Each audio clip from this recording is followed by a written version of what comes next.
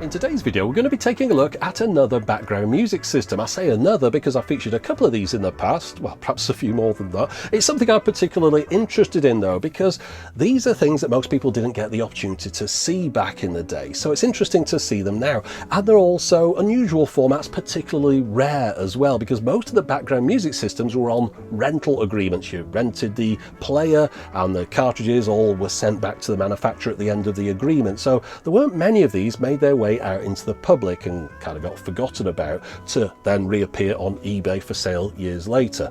Something that did though were these.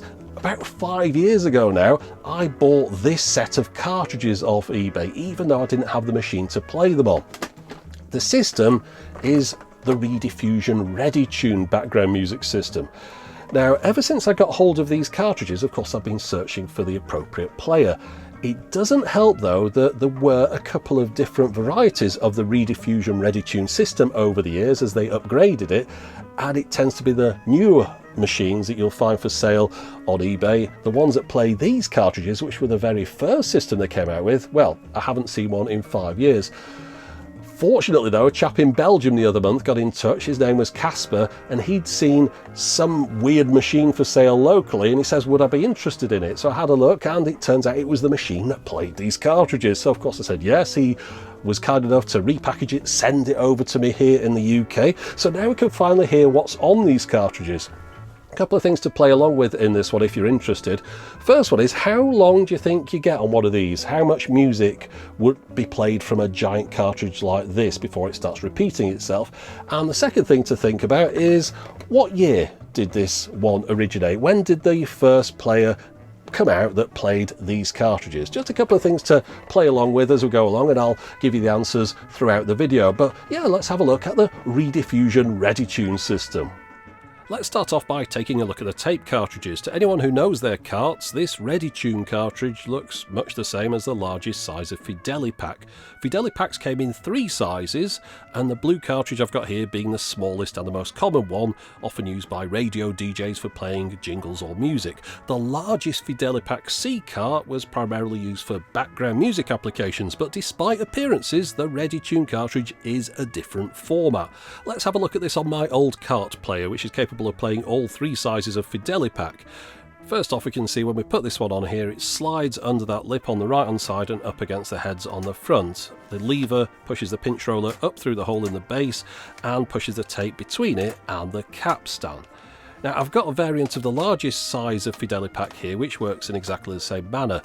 But when we try to use that Reditune cartridge, we can see it doesn't fit. It's too thick to fit under that metal lip on the right hand side. So when compared to a Fidelipack, we can see this Reditune cartridge is thicker but also not as wide, and the tape access holes at the bottom are different. So let's go on to the machine now that plays the Reditune cartridges. The model number of this is the TP1, presumably for Tape Player 1. But there's very little information online about this model. The only information I've got has come from a single site that's dedicated to recording the history of Rediffusion, and from there I've found out that their Reditune background music division started up in 1956 in Orpington, Kent, and it states that this TP1 machine was developed in 1957 in Rediffusion's technical research department in Jersey. Now, I really wanted to verify that 1957 date because whilst development might have started then, I feel that it might have been a year or two before anyone could actually rent one of these machines, but I couldn't find out any more information. So that's the date we'll have to go with, 1957. That's the answer to the first question that I posed in the intro. The machine that Kasper managed to find for me in Belgium is in excellent condition. It's even still got an inspection label on it. I don't know if this is from when it was new or a subsequent inspection. However, most of the writing on here has faded away. But on the reverse, we can see that the Reditune head office address is on there.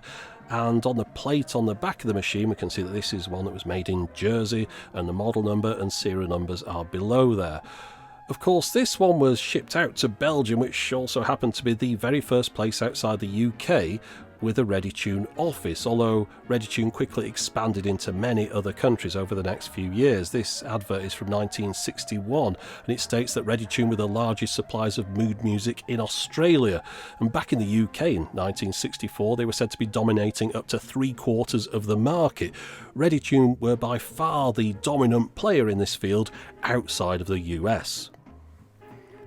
Looking at the machine in a bit more detail, you notice it's got a carrying handle, but it's not something you'd really want to carry far. It weighs about 14 kilograms or 31 pounds. On the front is a single power switch, around the side there's a volume control, and you can see at some point someone's glued a cover over that volume control. They really didn't want anyone touching the volume. Around the back we've got an assortment of sockets, 2 of which I haven't got a clue about or any suitable connectors for, but there's also a power cable and a speaker output. Looking around the rest of it, there's not much else to see. There's a fan on the bottom that's attached to the motor, and the case itself sits on raised legs to ensure there's sufficient airflow underneath. On the top there's a slot for the cartridge and an eject lever. You can see as the cartridge is inserted into the machine, the case of the cartridge pushes against this plastic peg, which in turn brings the pinch roller into contact with the tape, pushing it up against the capstan and the playhead.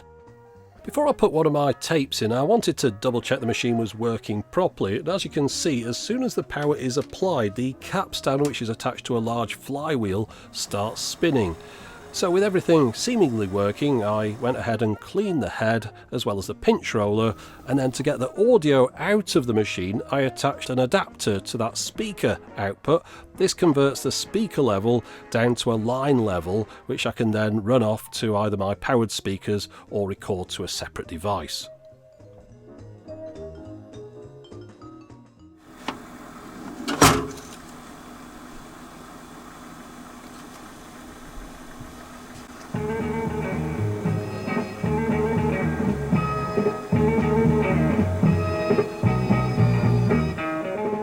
So with everything working, I can now start to work my way through my stack of cartridges. You can see from the labels on the side, some of these have been categorised: Bright, Cocktail, Hammond Organ, Salon. Now some of them contain covers of popular hits like 24 Hours from Tulsa, Bits and Pieces. Now those songs are from around about 1964, so it seems likely that those tapes date from then, and those seem to be the most recent ones. I think any of the tapes that don't specify their category on the spine would originally have had a sticker in the centre that's by now either faded away or fallen off. Now if we take a look inside a cartridge, you can see how the tape gets pulled from the centre of the reel, and then it travels around the front of the cartridge and is deposited back on the outside of the reel again. Now when the cartridge isn't in the machine, the reel gets locked in place with this sprung lever that locates in one of these teeth, and this also contains the pad which pushes the tape up against the playback head. Now if I hold it in an unlocked position and spin it round, you can see how the tape moves, but you might also have noticed something else. There's a twist in the tape, and this is deliberate. The tape head only comes into contact with one half of the tape. But because the tape has been set in a Mobius strip, both sides of the tape have something recorded on them. On the top half on one side and on the bottom half on the other. But because of the twist in the tape, both sides of the tape pass the head at the same position. You can see from the colour of these tapes how the middle one is currently in the process of playing the reverse darker side of the tape. But by twisting the tape, they've managed to get a one-track head to play a 2-track tape, and therefore they've got twice as much music onto one cartridge. So that leads on to the second question from the intro: how much music is on one cartridge? Well, to muddy the water a little bit, let's look at an 8-track. We're used to an 8-track cartridge like this holding a single album. However, you can see from this blank cartridge you could get 90 minutes of audio onto an 8-track, and this runs at the same speed as the Reditune system, 3.75 inches per second. So with that in mind, how much do you think you get out of one of these giant Reditune cartridges? The answer is exactly the same. Both of these are 90-minute cartridges. That's it, 90 minutes. After that, the music starts repeating itself. Now, not all of these cartridges I've got are 90 minutes though. This one is quite a little bit shorter. This is the one that contains the pop hits I mentioned, and it only lasts just over half an hour. Now that seems a little bit short for background music, but perhaps it would be suitable if you were to use it in a location where people didn't spend too much time in one go. What number? 286! There aren't that many floors. Oh, I thought I had to guess what number you were thinking of. No, what floor do you want? Tiles. What? All I know. I'm doing up the bathroom. No, that's on the second floor. No, it's not. I live in a bungalow. If there's anyone there who wants to look inside the machine, then this is for you. I've removed the top and the side panels. You can see the spring at the top right here that's attached to that eject mechanism. The belt that goes from the motor to the flywheel that's underneath the capstan. The motor on the left that's attached to the fan. And we can also see some text on that motor that if I flip the image upside down we can see might be a date of November 1962. Of course, if that's the date, then that's because they continued making these for quite a few years. Oh, and around the other side, that's where all your latest whiz-bang high-tech circuitry resides. And you can see that with the lid removed, how the loading mechanism works with the cartridge a little bit better, and how everything is also out of line when it comes to trying to put a NAB style cartridge or a Fidelipack into this machine. In the mid-1960s in the UK, it cost £75 a year to rent one of these machines with one speaker. Now that's the equivalent at the time to one person's average wage for a month. But you could also swap the tapes as often as you liked, and here's an interesting tidbit. The only restriction on the type of music was that the drummers were forbidden to use their brushes in a way that could be mistaken for background tape hiss. And talking of the type of music, I've been listening to these tapes as I've been recording them across, and to me so far the production value of these feels quite a notch below that of the Seeburg background music system. Some of the music on these tapes is really quite basic. I've also never been a fan of that Hammond organ sound. It reminds me too much of weird smelling seaside hotels that I visited as a child. But then again, this was from the early days of background music, the stuff that was produced in the late 60s onwards, when you tend to get covers of funky pop hits that are done by orchestras. That's really the kind of stuff that's a little bit more up my street.